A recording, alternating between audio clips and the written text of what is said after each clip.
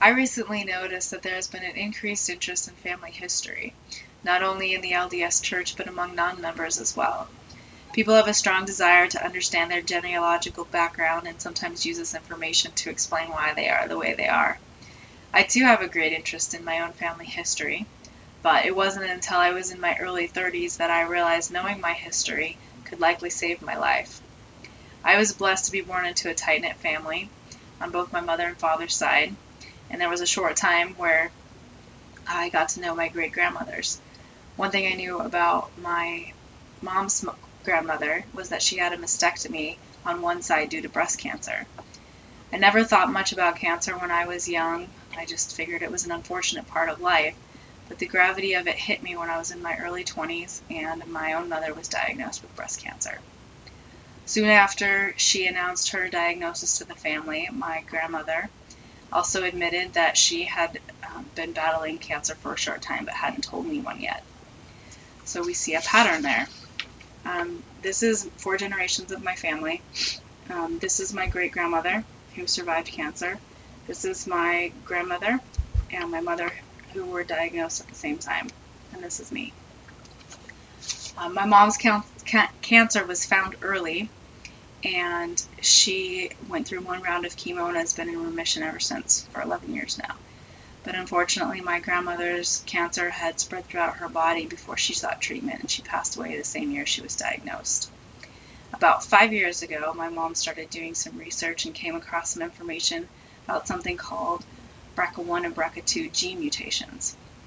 My mom used her family history to be able to qualify for this genetic testing, and her results came back positive for BRCA2. After some strong encouraging, I also was tested and also came back positive for BRCA2. So what does BRCA even mean? Every person has 2 BRCA genes. The abbreviation is BRCA, stands for breast cancer susceptibility gene. And when these genes are functioning normal, they help protect us from getting cancer. However, in people that have mutations, it makes it less likely to be able to fight off cancerous cells. What is the difference between BRCA1 and BRCA2? The main difference between the 2 gene mutations is the type of cancers that you are susceptible to. With either mutation, the chance of getting breast cancer for women by the age of 70 is somewhere between 50 and 80%. With BRCA1 cancers, they're harder to treat because they tend to not respond to hormone therapies. Also with BRCA1, women have a 54% chance of getting ovarian cancer, and with BRCA2, there's a 27% chance that women will get ovarian cancer. Does BRCA affect men? Yes, it does.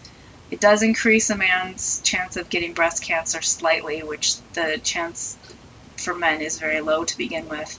But the reason why it's dangerous is because it increases the chances for other types of cancer, like pancreatic, skin, prostate, and there's one type of prostate that's more aggressive, and it shows up in earlier age than men without the mutation. How do you know if you should be tested, and how is the test done?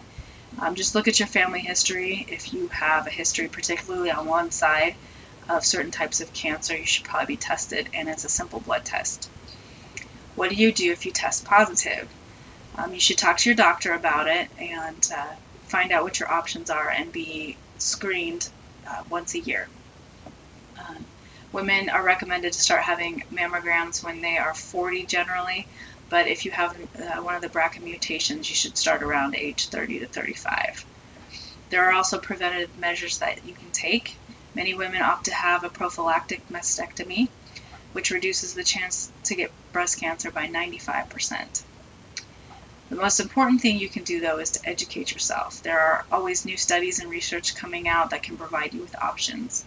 One organization that's been particularly helpful to me is called FORCE, which stands for Facing Our Risk of Cancer Empowered. And they have support groups around the country, and they do conventions every year. They also have a website with helpful information, which is facingourrisk.org. When I found out my test results, I was scared to know that if I do nothing, I will get cancer, which can be tough to face, but I have since realized that it's a blessing. I have a lot of information that I have access to, and support, and it gives me a chance to protect myself. Kofi Annan's quote applies perfectly here when he said, "Knowledge is power, information is liberating, education is the premise of progress in every society and every family."